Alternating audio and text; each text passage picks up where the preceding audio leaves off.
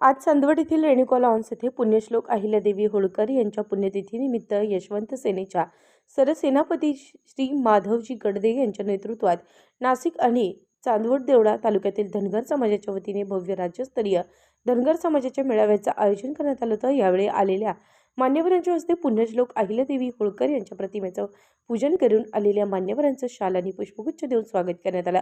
या मेळाव्यात शासनाचे लक्ष वेधण्यासाठी समाजाच्या विविध मागण्या आणि ध्येय धोरणांसाठी चर्चा करण्यात आली। येणाऱ्या विधानसभा, जिल्हा परिषद, पंचायत समिती निवडणुकीसाठी आमच्या धनगर समाजातील प्रतिनिधींना संधी देण्यात यावी, नाहीतर सर्वच राजकीय पक्षांच्या उमेदवारांच्या विरोधात धनगर समाजातर्फे उमेदवार देण्यात येईल, असा इशारा यशवंत सेनेचे सरसेनापती माधवजी गडदे यांनी दिला।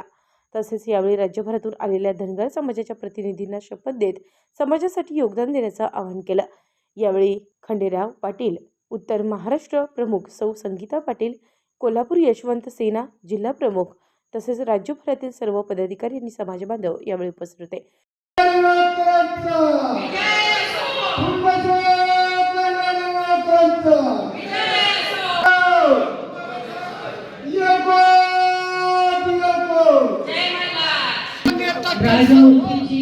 आपण जीवनदायी प्रेरणेने तळी अन्न छत्रे धर्मशाळांचे रूप घेतले होते, तिच्या आक्रमक धर्मचिंते आणि मान्यवरांना पुन्हा एकदा कीर्ती सुगंध आज भारतभर दरवळत आहे।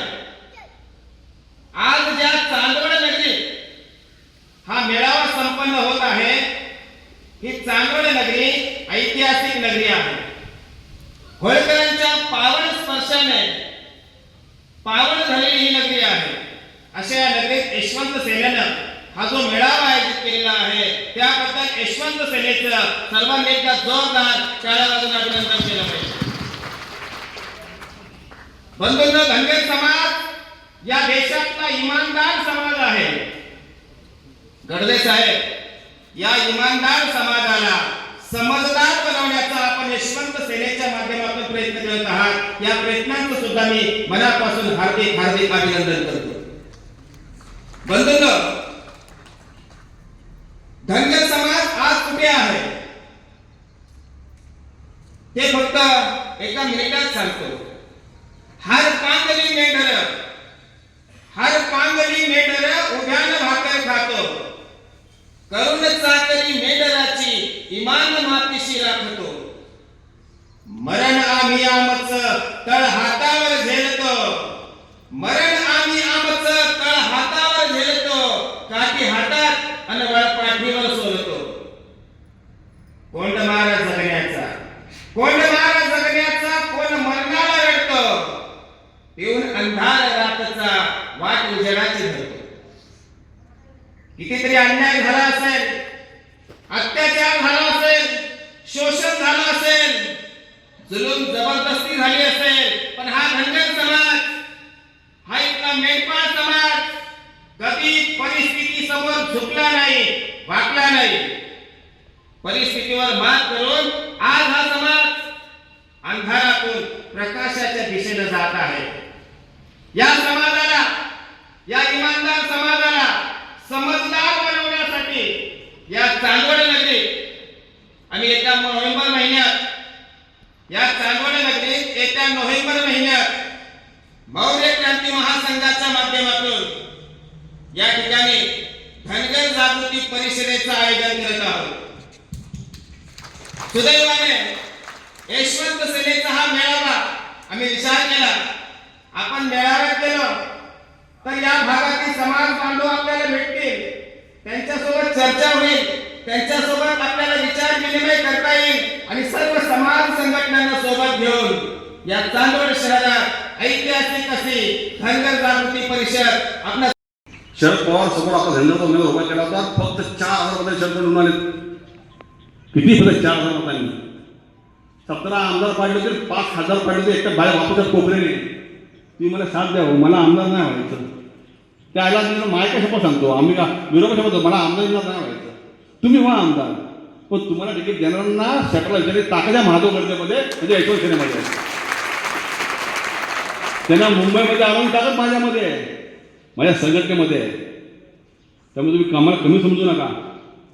सगळं चालतं मुंबईतून चालतं, मुंबईत महादेवमध्ये बसला आहे, तर तुमच्या मला 7 मनापासून देणार असाल ना, या नाशिकमध्ये, नाशिक जिल्ह्यामध्ये 3 आमदार घेऊन जाईल मी पुढच्या वेळी. आणि कोण पक्षविषय कोण बसलाय? कोण पक्ष? कुठला पक्ष? अरे जसं त्यांना आपली गरज आहे तर आपल्याला त्याची गरज आहे ना. आपण मतदान करतो ना.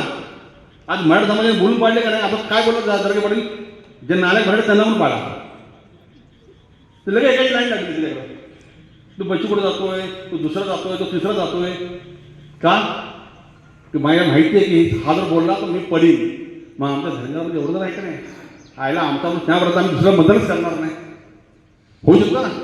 उद्या जर मी नाशिकला प्रेस कॉन्फरन्स घेतली की मग या 2 मतदारसंघामध्ये धनगर समाज बहुल आहे, जो पक्ष माझ्या धनगरांना तिकीट देईल त्याचंच आम्ही काम करू जिल्ह्यामध्ये. जर मी सांगितलं असं तर तिकीट मिळणार नाही. तिकीट मिळणार नाही का नाही? आणि मला सांगा मला काय जाते? मला इलेक्शन लढायचं नाही. तुमच्या मनात सुद्धा उभा राहा. तुम्हीच कोणतरी आमदार व्हा. पण हे बोलायची हिंमत माझ्यावर ठेवेल ना. त्यामुळे माझं लक्षात घ्या, आपली नस त्यांनी ओळखली आहे. आता आपल्याला आपण कोण होते दाखवायची गरज आलेली आहे. आपण आपलं सत्व हरवून बसलोय. आपली खिचगिंती सुद्धा आपण नाही आहे. लोकसभेत एक आमदार खासदारला तो पाडला. आता विधानसभेत तर मला वाटतं 6 पक्षामध्ये ह्याला धनगरचं काय कळत नाही मला. पुन्हा आता आपण उठून उभं राहिलं पाहिजे. आणि ते मी सुरू केलं आहे. आज नाशिकमध्ये जाताना सांगतो की माझा आणि मराठ्यांचा काही वापरा नाही. उद्या दरागे पाटील जर इलेक्शन लढायला निघाला ते 208चे उभे केले तर 50 आमदार माधव गडदेच्या यशवंतचे पण असतील. मराठ्यांना मिळावं ह्या भूमिकेत आम्ही आहोत. त्यांना उभे घ्या, आमचं काही म्हणणं नाही. पण धनगरांना पण एसटी द्या, हे आमची प्रमुख भूमिका आहे. आणि दरागे पाटील मला सांगितलं ही गोष्ट की गरजा तुम्ही कधी पण या, आपण तुमच्यासाठी मिळावं लावू. तर तो आम्हाला खुल्या दिल्याने बोलवत असेल तर आम्ही छोटं बंद का करायचं? आमचा वाद त्या मराठा समाजामध्ये बिलकुल नाही आहे. आणि राजकारण करताय त्या राजकारणावर आम्ही कधीच सोबत नाही आहे. तुम्ही 100, 50, 200 असाल तेवढे असाल, पण माझ्यासाठी वागात हेच वादळ जर नाशिक जिल्हा जर घोंगवलं ना, हेच वादळ, तर मला सांगतो तुम्हाला मी ह्यांच्या पायाची वायू सरकेल. आणि तुम्हाला सर्वांना माझी विनंती आहे, सगळं बाजूला ठेवा. आता आपल्या स्वतःला सिद्ध करायची गरज आलेली आहे. आमच्याने पण दूध पाजलं, तुम्हाला पाजलं का नाही? मला पाजलं, मी बोलतोय, तुम्हाला पाजलं का नाही? पाजलं सगळ्यांना, हो की नाही? पाजलं ना. उत्तर महाराष्ट्र न्यूज नेटवर्कसाठी धनंजय पाटील, चांदवड.